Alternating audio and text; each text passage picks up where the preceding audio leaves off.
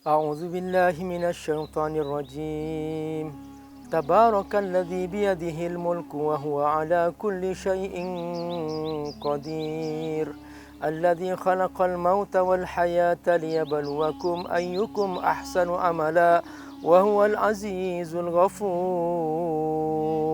صدق الله العظيم. Assalamualaikum warahmatullahi wabarakatuh. Alhamdulillah wassalatu wassalamu ala Rasulillah wa ala alihi wa sahbihi wa mawala. Saudaraku rahimakumullah, Allah yang menciptakan langit dan bumi, Dialah yang maha tinggi, Dialah yang di tangannya segala kekuasaan, biyadihil mulk, dan Dialah Allah yang maha kuasa atas segala sesuatu, wa huwa ala kulli syai'in qadir. Saudaraku rahimakumullah, Allah maha mengetahui karena Dia yang menciptakan kita semua. Ala ya'lamu man khalaq wa huwal latiful khabir. Allah mengetahui tabiat ciptaannya. Kita ini makhluk Allah. Allah mengetahui seluk-beluk diri kita, apa yang dibutuhkan kita, kapan waktu terbaik kita mentaatinya. Makanya Allah mengatur waktu solat.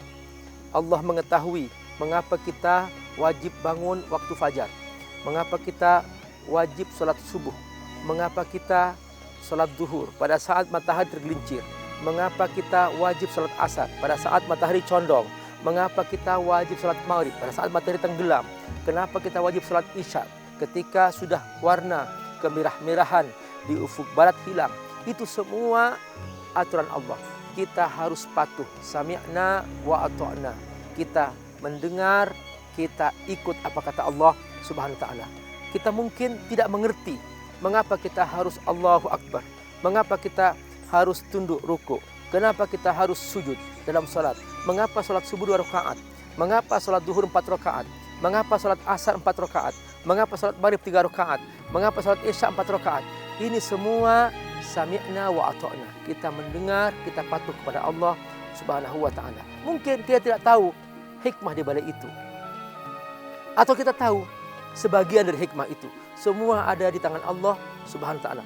Semua rahasia itu hanya Allah yang mengetahui.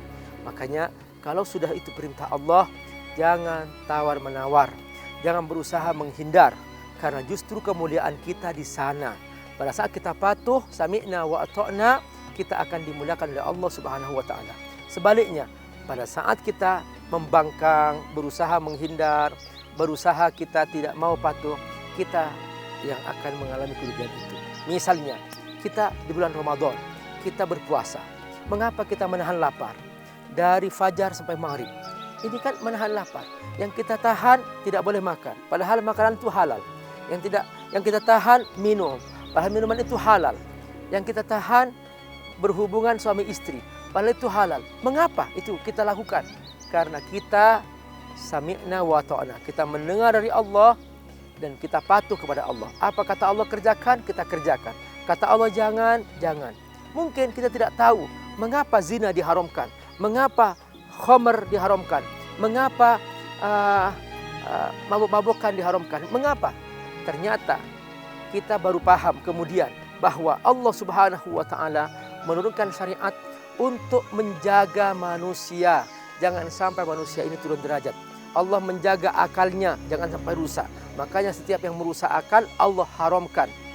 Allah menjaga jangan sampai nasab manusia kocar-kacir.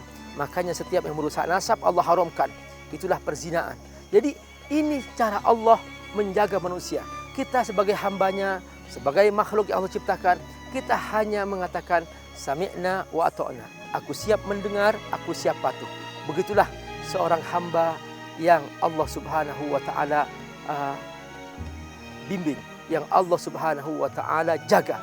Makanya kalau kita menjadi hamba Allah, jangan banyak-banyak mencari alasan.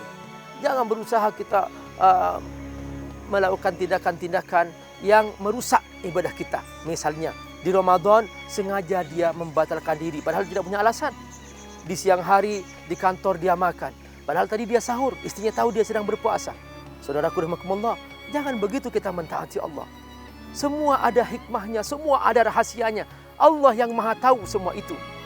Mengapa umat pertama mereka berhasil memimpin seperempat dunia?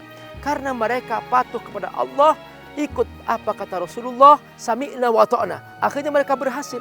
berhasil memimpin seperempat dunia dari Jazirah Arabia, Afrika, terus sampai ke perbatasan Eropa, terus sampai ke perbatasan Rusia. Mereka berhasil ketika itu memimpin seperempat dunia. Karena apa? Karena mereka sami'na wa ta'na. Mereka jujur mentaati Allah, mereka bersungguh-sungguh ikut Allah. Kata Allah kerjakan, mereka kerjakan. Kata Allah jauhi, mereka jauhi. Sampai suatu hari ketika turun larangan minum khamr, padahal mereka di zaman jahiliyah pekerjaan mereka minum khamr. Ketika itu subhanallah, langsung seketika mereka menuangkan khamr-khamr yang sudah mereka tampung di rumah-rumah mereka, yang sudah berliter-liter mereka simpan di rumah mereka. Karena ini adalah perintah Allah, innamal khamru wal maisiru wal ansab wal azlam rijzum min amali syaitan fajtanibuh. Ini khamr, perbuatan setan, jauhi. Maka langsung mereka seketika mereka menuangkan khamr-khamr itu di ganggang rumah mereka, penuh dengan tumpahan khamr, sampai dikatakan khamr yang tumpah ketika itu mencapai mata kaki. Perhatikan, ya Allah, kepatuhan luar biasa. Sami'na wa ta'na. Inilah kekuatan patuh, siap mendengar, siap patuh. Para sahabat menjadi generasi terbaik. Khairul quruni qarni, kata Nabi, paling baiknya zaman-zamanku. Mengapa? Karena mereka zaman terbaik mentaati Allah. Mereka tidak banyak menghindar dari ajaran Allah. Mereka bersungguh-sungguh ikut apa kata Allah. Capek sampai pun mereka mengorbankan jiwa dan raga mereka. Mereka berjuang untuk bersungguh-sungguh menjalankan apa yang Allah perintahkan dan menjauhi apa yang Allah Subhanahu wa ta'ala larang. Begitulah makna kehambaan mereka tanamkan dalam jiwa, sehingga mereka benar-benar menjadi hamba yang sami'na wa ata'na. Dengan ini mereka menjadi mulia. Wassalamualaikum warahmatullahi wabarakatuh.